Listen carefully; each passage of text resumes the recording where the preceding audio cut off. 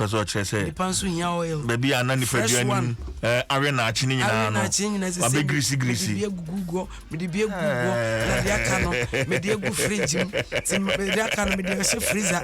Ti me hwe na ese mu wia.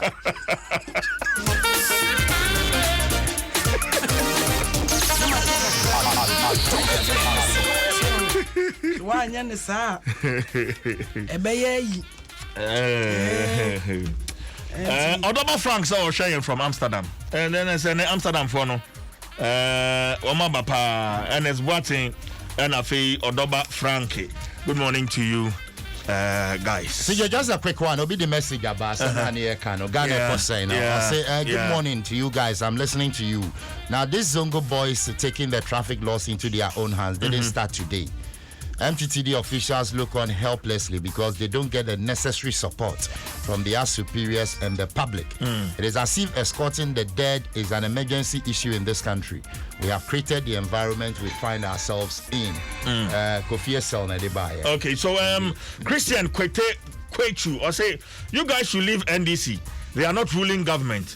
We said the NDC was incompetent, and so we voted out. So why do we still blame them for current happenings in the country? You see, the before crowd was and the message by with all apologies to him. You see, look, whether in opposition or whatever, NDC in opposition, they have to be a responsible opposition. That is it. Absolutely. No opposition now, response now, you indulge in irresponsibility. No. We can't do that. Because your contribution from opposition. I was saying, never cross the message in a buyer. No, one was so on tenawase. Yet 2 year king saying Yambia Kobane say NPP 2024. Yakotua ba etianoa. Party beba na beba osha wo beba yetu we ni third force party bia enti akoye NPP NDC enti sene wo si NPP fo ye mayenka na me de bia me ka me se de NPP fo ye ya yesi ye no nko an yenkan bra opa amene power and change hands enkodi NDC fo nsem they say zani makrono ayi oman ne na ka na wo se ene ya NPP etie adwaso yi the battle commission and white. Who say obia a parties no obia ba na say bebia isi bia no correct. We could do opposition pe no one no say abana institutions ni bebre abai bi obebia no abai your mouthpiece. Wonya ko opposition pe na the same institution no na fe wadane atenti bra ana sister mayenka ne se NPP NDC PPP yenyina ye Ghana fo ene yenyina ye pe Ghana yie enti ba bia ebeko bia no esase ye ka ni ye bo wo mo so a wo mo pe kwan abedi o man so kokote se MPP e se NDC PPP CPP wo mo omunya kwan MPP firi wo mo baba no se ye bo wo mo nyina kokoso wo man tisa. Doris Akotia on Facebook say amahine until our constitution is amended all professions will be rushing to politics. Look at the money parliamentarians take at the end of 4 years. Doris Diawade. What me da ubono? Me say yansesa constitution we ya ekita ye no.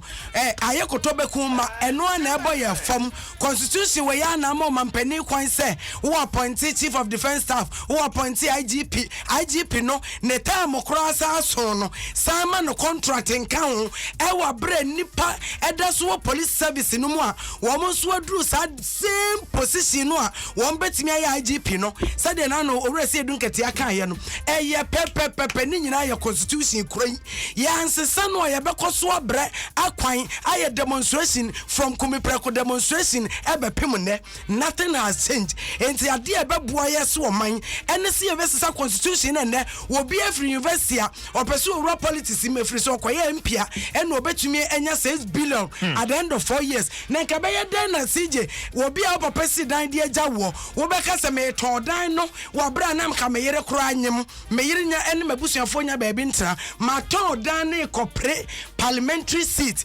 because minim se menya metumi enya de bro wei constitution no ehon ne ma ya dwene nko emebro no yen sori wono ehon ho efrese on de amanyofo na hunu se ehon ne boa wo nto ma ehon no go zone o papa ebetira de 40 years to 30 something years wo kwa ne amane 20,000 Ghana cedis na ya ma obi for 6 billion for 4 years. Silence Miles. I said there's no laws working in this country, but only favors those who have a say in the country. But with the less privilege, you can't even voice out what is bothering you and the people around you, because the police can't be trusted in this country. CJ, I live in an area full of Nigerians who always roam here and there, and at night the only thing you hear from the neighboring houses is gunshots.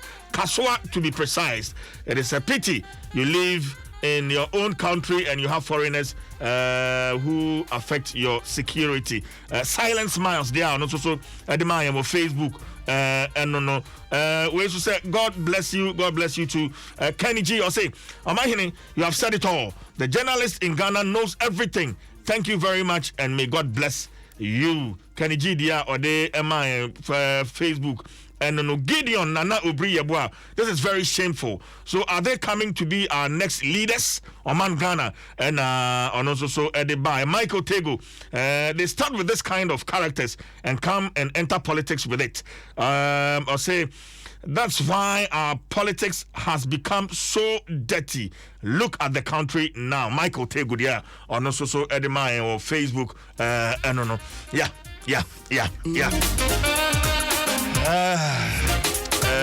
Basi asamo ya contract anu na ni aye die ehua aje mo pa aduane bi ma me dia na pa ya ba bi ai o se den no ba bi asa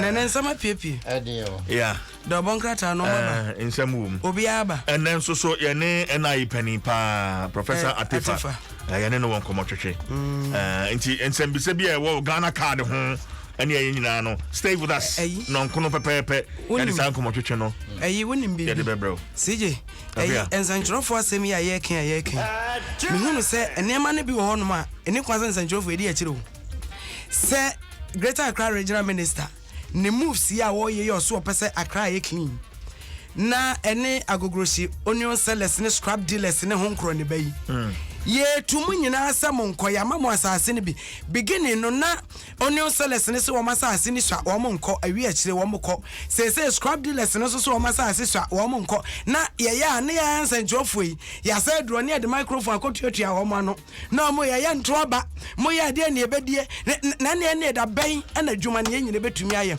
but ufa ye kwan yi su he yi wo de ko traffic ya se ye ase yi won say kwan na eten ko right to a hotel everything yeah Hampton Fabron Sana assembly no Mesre regional minister anope ho de sebe ne hwana no eye mesre no o mesre gata no ya timu nyina o ane ya hipu agu kwan no ho nti kwan na ye ti kwan no eso ebe se nti de se je o de wi a wo bia wonam sa kwan no so bia enhwe every last week wo mate gata no mu ateche no ane left and right na kwana ka fia bi enti mesre yesre se we yati ni sei ya ansesa ne se nsuo to enne eyi continental job ene aye no enti na dawro ma anopa se otie ya won hwe na kwan ya ombafa so ombesesa sa anetie no ya boaboa no eyi pipi na see left and right e wo kwan no so no yenyi fro sebe ya wo mom ye sa adwuma no madwuma enkoye kwa sije mawie yamfa do bonkrata nto so GT Ghanaian Times anope ni die nie na eye pani a woda apomde adwuma no Dr. Patrick Kumaboaje eno se sa new cases variant na aba no yes friend Delta variant say ya record 34 and as say apie e wo Ghana na no nyina mu no che say covid no enye say bia esese di agrosa ye mamoden say bia safety protocols ni nyina ye bedi so na nkankan ne sa Delta variant na aba no ye so ye dangerous so papa won na betwe India fo bebre di wo mko ye no na no nso so ye nhwe ho asem na ye nka na anopai Ghanaian Times nso katafa to so edu enson na wode Most Reverend Philip Namen Infonia Betoa, wano ena Catholic Bishop Conference, wada anom, wasina no DSC ya pa wo eye adwano die.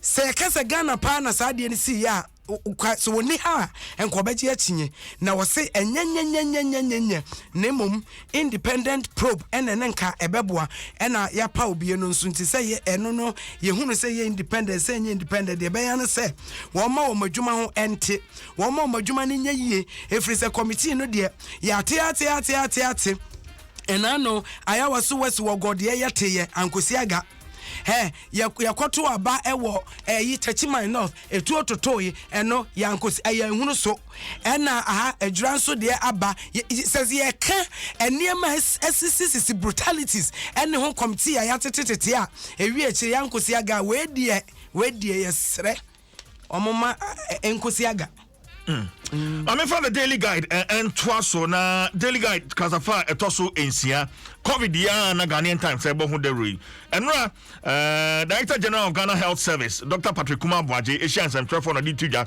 say an estimated 2,217 school for and omanya COVID-19 nibi school for yes 2,127 students and a woman COVID-19 no AB no just 14th and 16th June busumi etwami and a school for me and sa atamata school ho ya de omoko sick bay na so woman test no na you say woman COVID ya de no AB enti no katai ebo ho amane or say as of 3rd July day no na 843 students and staff and ya sample omo 843 students and ya sample womo 36 teaching and non-teaching staff and womo so ya womo test e water school ho na ushe katafa toso and so na scholarships secretariat openi odano ora Kingsley Ajiman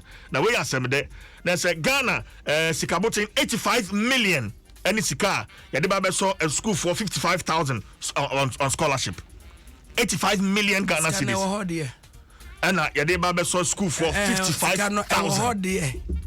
85 when the wabo na cash no e wo hode. Asembisa. And I think also a police project omanpani abede che ko honom no akoye omumua 1,000 bags of cement. Say a divisional police command a dino musino womo enfanso asene na womo fancy dino enti bisa say sasam yensia anka wonim sa project bisa ekoso si jabaka say no asa no am no na dai enti say asam yensia dwura asa no am no na dai anka sema mbe bisa ni say de enim ani o vice president sa de sabi ya aka no BBC pe no okwa afa na ho na ye sei yenya sa de yenya hwehwe ne mu no enti ho adwura MC no na oni ho onim se adwura police station wo problem ho yenya hwehwe ne mu adwura so ni person mo ni paketo o edwa wadwura no enya nkwala de fa chronicle no to aso no Martin, I say the Chronicle newspaper, my main fan to us, Osha page 2, our defense minister and phone you house say, victims, you know, almost so for no kobu or money, more hospital bill on Betchia, a buying a befa, sa cano, until be a sojani, a born and fin a ya, or Timiko P more hospital than I say, a cano buying befa. Now, one story, the banner headline of the Chronicle, attracting my attention, I say, soldier fires at taxi drivers, rapes and runs away. Now story no ever pay 3. What kind of story now? And the soldier no hide the services of the taxi driver. Edinichi ya within second takradi. Na owie ya no ka say onfa no enko kojokrom ho baby. Omo nam kwan so kone ya anajo about 9 p.m. Omo nam kwan so kono mu du baby na soldier ni say driver ni engine. Driver ni si no. Aha de said ye obi a friend ni area mu a. Enti mingina sa anya den. Nya de amagina na soldier ndi tio egu ne mfe. As to the reason why about taxi driver need to there but apparently driver ni narrating a story no or see on there no susu say so jani ni person or jene taxi na feeling sem into your good in fimutio no and a driver ni yes say we into no or say that yet said there we winti so jani ni the back seat o see senka or between fi taxi nti so jani ni see ye na kwabrane o tias o so jani papa there o so jani papa So no, we need to find out. Mama nidi bimpo, mama bod nidi. Mama bodi. Kata ni di by question. O my dinner say Elvis. Aye, no money buy. Oma mboni full name. Elvis. Our the Air Force military base was Takrady. Yeah. And you know, soldier need why a taxi driver and your friend Raymond Ochre or no and victim. Yeah, man, free moon. Because we know you was him. Oh yeah. CJ Daily Graphic and so I was saying, and upon so what the kind of bobo so that the intimate ko bebre Achimota School data outbreak ISC hono and no and no pay Daily Graphic at the end the banner headline what they buy na PDS any ECG and some contract no and no PDS FRA application ekoye ese at the end the sa contract and quite fast to free woman sem no anko ye enti sa written on file no court so the asem no ato atwene ese woni tumi yetwam onkopene ba bi entena japade bia na ye ECG dia ya ekodi wo mo nsem anase da so wo mo nsem no wo mo fa ECG ade ema wo mo Katanga any Unity Hall wo mo so class a epie wo vetting ya wo mo vet e de akope SRC empanimfo eno susu mu nsem nkonwa totoɔ abo ekowi akire no okwabrani praia wada hospital utum se ya de bibi ne wo ne yemu se die yo eno susu eno de piepie free mu eno no student politics eno susu ne aduro no zina na oka moya wabonte oka zo mo hwe omo ye wabonte no omo so hwe na wo anopai agboglosi ene yese clearance no is on course. Now no the option one never ahomete. Na no pay Daily Graphic mfonira wode eba ho. Eyara eguso so eyara enti ye befa ne sam enti anopay Daily Graphic ono so ensem a wode enam enie enti kata ne bi wo ho ene egugu o ekua egugu na eguase ya ose ye na ekua ada nyam nyana na echi sacha mo adwene ne enso de asamo okay on se omu nyina nso so variant in wasem Delta variant no today newspaper or say COVID-19 Delta variant hits Motown 46 students contract virus. Sani amebo ho amane the Daily Guide krata no. Now today newspaper no anim ha massive demo to hit Accra tomorrow. March for Justice. Demonstration at NDC amayoko mu emebunu ochina omo ede hihye so no na today newspaper ebo ho amane krata imu anapai so na Kwame Nkrumah University of Science and Technology ni si hono and so katai bohun amane. There's another story. Drug disturbances is a stain on Ghana's moral conscience.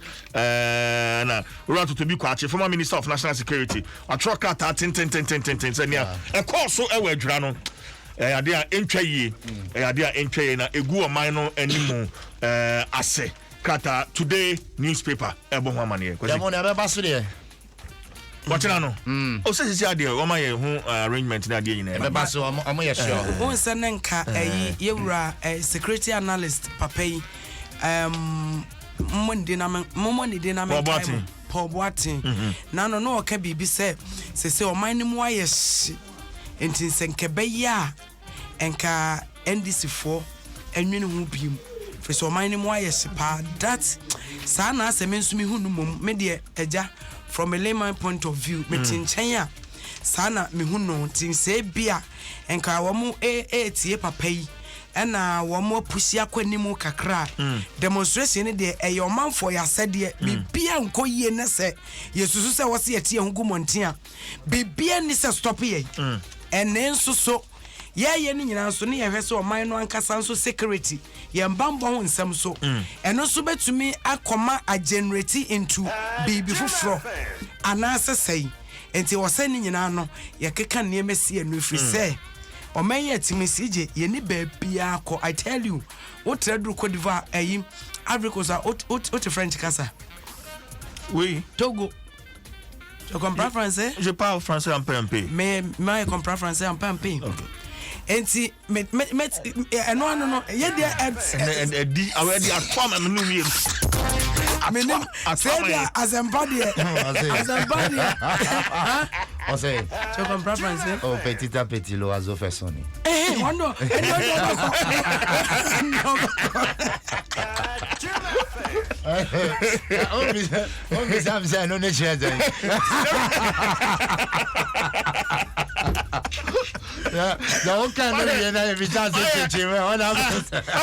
Rasne nene akwabi video bi na mo ka French no. Oh, they we American say we ma ba mo ka French. Na uti say French way there.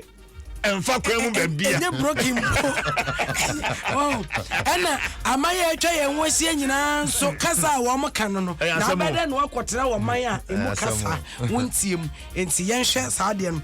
Na eyi daily analyst da obokrata yi ode asem bia betudwa wo se Adome bridge yi ehun ya asa abasem bim wo se Adome bridge ehun ya asa abasem bim ena wo se structure no ewo so media me fa watch pa enti menimu a say bia wo mo fa ho no wo se structure no afrase ewo so pa. In fact me call Livy jam koje ma ho me kakra wo sa fa mu ho area ho na me fa so na wo yo di for na say na me show mama so na me na ga je ko jojo me ho kakra na ampara say answer na obedru obefa bridge no so kra no hu say ase bridge no I want to check let's say any year said the obokrata no say unam fam kra bridge no so na say kan nam so a hu say no bibi touchma SM24 wo mo hwe papa mama yentena ho ma bibi enkonkosi ansa efise nipa wo mo enam sa ayi bridge no so and of course it's one of our tourist attractions enti say ye ma ye ni ko hu enti yesre womo emomodin na wonkohye emaye empanimfo na ye ruaboga pele so what an issue nya yesena pomdin won nsam no enkoyiye kranti omampanin a grant no presidential pardon asempa pa na asempa de how many say ye co presence na say program bia abrantie ya wode ben time with the prisoners so say we no wotimi de obi ba wotimi hwe na atimu say we die sankrofo no nso enkomampani enhwe hwe wo mo nso. The last time Obi frame fi Ankafo prison and was sending me pictures. Some of the picture no back kra kire wa me count na say na unidi. Esi ya waya no say na obi nine apro and nine one kan so apra be kan sra ha esoro ha enso dem enti yesre so mampani watimi ama owura yewura aboga pele sana pomde hu nsemti do yese na busuafo ena wo mo eden krata akọ ye ne ade no mampani so eje tu mu de nanso so prison wo no so kwa eset kwa mbote de pictures ni bi ba na wo hwa ebinum nti ye krokro enye se bia what yare wo mo yare enti yesre sankrofo no enkapade ne bi betimi aso wo so ama ebia na nkaja mo koka busuansa abusu etumi akrokra so ama ni kokro no ayeyi enti yesre wo mo so so ye hwe wo na Johnson nipa no ba